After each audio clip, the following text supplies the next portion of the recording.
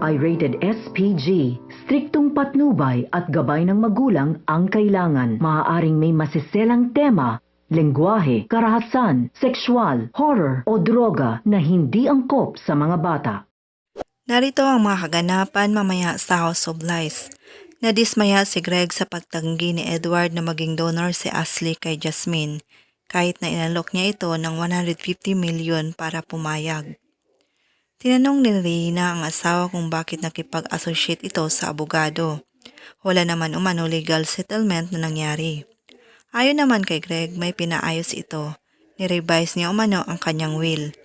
Tinanggal niya umano si Edward. Magtataka naman si Rina at sinabihan si Greg na hindi lang siya masunod ni Edward, pinaparamdam niya na wala siyang karapatan na magiging tatay nito. Sinagot naman siya ni Greg na wala naman talaga. Hindi kaya totoong anak ni Greg si Edward? Samantala, tinakasan ni Natea at Ashley si Edward at pinuntahan si Marge sa ospital. At ready na nga si Ashley maging donor ni Jasmine. Pagkatapos ng procedure, umalis si Natea.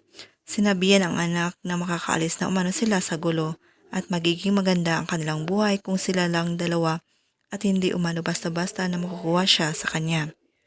Sa hindi inaasahan, mababangga ang sinasakyan ni Natea at Jasmine. Makakaligtas kaya sila? Abangan!